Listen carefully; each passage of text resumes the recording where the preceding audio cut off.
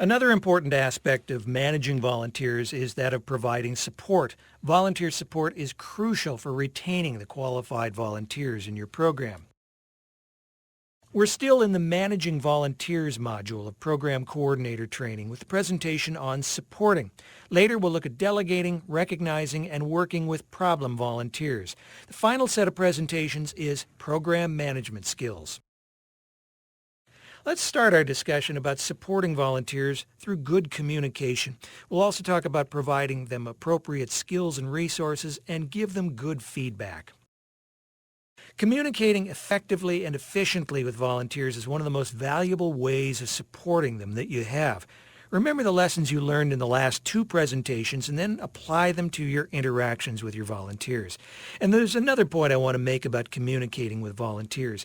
In our county, we're able to see all our volunteers, but in some counties, the coordinators can't personally interact with their volunteers on a regular basis.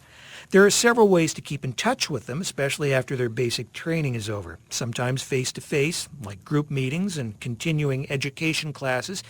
And you can keep in contact through committee meetings, through emails, newsletters, Facebook, other methods that work for you and your group. So observe whether projects and assignments are working properly and communicate with the involved volunteers on a regular basis. Don't assume that everything is working smoothly just because you haven't heard about the problems. Okay, so for instance, I might see workshop materials that don't contain our logo and disclaimer. So I could send the volunteer working on them a sample and the links with the information to add. Yes, and if you have assigned several volunteers to work on a demonstration bed, check in with them to see if they have what they need. Good communication will help you avoid the obstacles and solve the problems. Also, make sure you monitor potential problem areas and ask your volunteers if they need help. If you perceive or anticipate some difficulties, work with those volunteers immediately to resolve them. Could I use our mentor program to help me with that? Well, how would you do that? Well, I could have mentors report back to me what they see is going on with volunteers and their projects. Yes, the Master Gardeners who have taken leadership roles could mentor other volunteers and share their experience and their skills. Having mentors identify problem areas is a good idea as well. Do you remember, Kelly, one of the main reasons why people volunteer to be a WSU Master Gardener? Absolutely. It's for personal development. They want to learn more about gardening and horticulture. Exactly. But remember that basic training for Master Gardeners is just the start. Formal and informal continuing education is essential too, not only because they need it for their yearly certification, but because the Master Gardeners must keep up with changes in things like pest management and other recommended practices. Todd, I think it'd be important, too, to have trainings that help volunteers function well in other aspects of the program.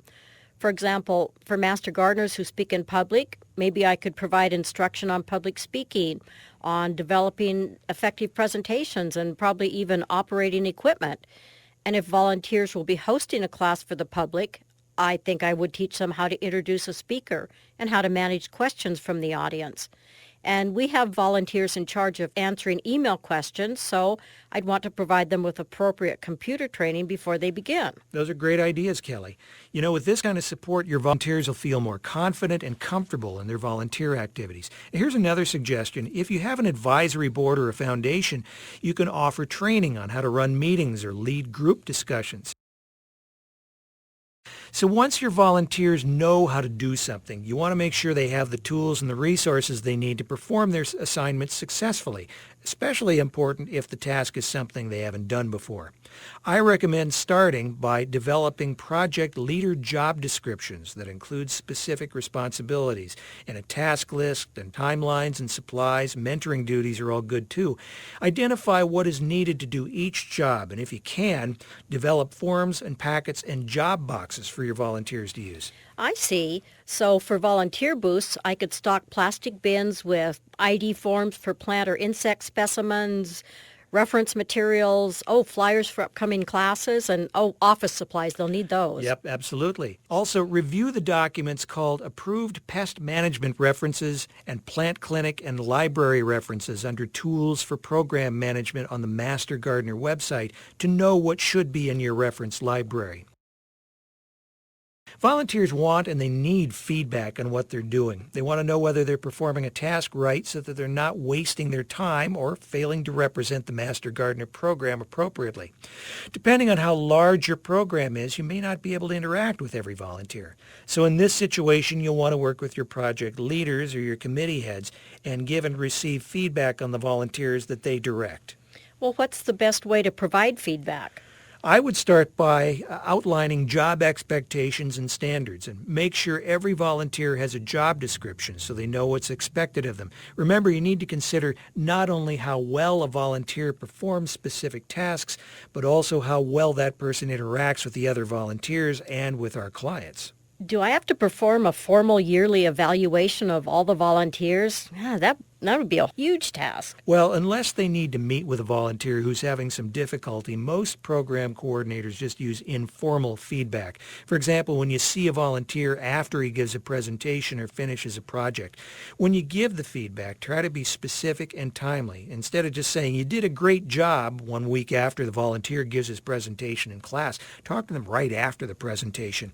You could say something like, your presentation included exactly the right information, and I could tell people understood you. Giving specific feedback like that provides the person with useful information. It makes them feel valued. But what if my feedback isn't positive? How should I approach a volunteer then? Well, try to give specifics again rather than making judgments. Don't say, you shouldn't have gotten mad at that person. Instead, just keep it neutral. Say that arguing with that person seemed to make the situation worse. You want to open a dialogue about other ways to handle a situation, not to provoke them to be defensive. So, Kelly, what do you think you should do if you have a volunteer who is exhibiting poor performance? Well, I might feel kind of uncomfortable, but I think I need to talk to that volunteer immediately because if I don't, their behavior could become established.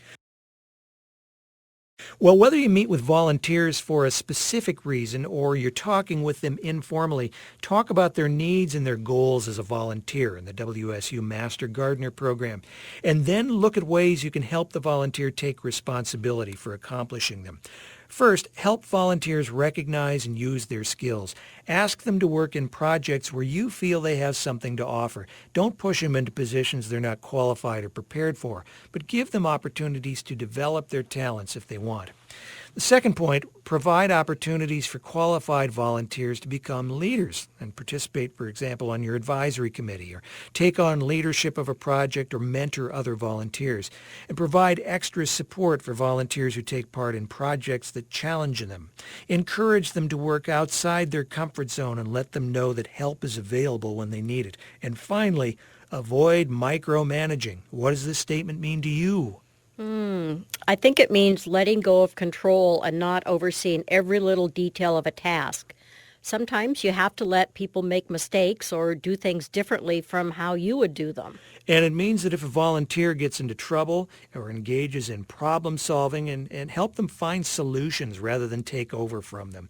People often learn important lessons from making mistakes, so as long as the project or the Master Gardener program's not jeopardized, let them learn from experience. Earlier, Kelly, we talked about providing the tools and resources that volunteers need to succeed. So what's an important document to provide volunteers when they start? It's got to be a job description with their responsibilities, a task list, and timelines. They can use the job description as a resource for what they need to do, and I can use it as a reference point to give them feedback on their performance. So what resources or tools would you provide volunteers who are going to put on let's say, a kids program about planting vegetable seeds? I'd set up project boxes. I'd put in directions for the project and supplies like planting pots and seed. Maybe I could even include pictures of a plant and crayons for the kids to color it.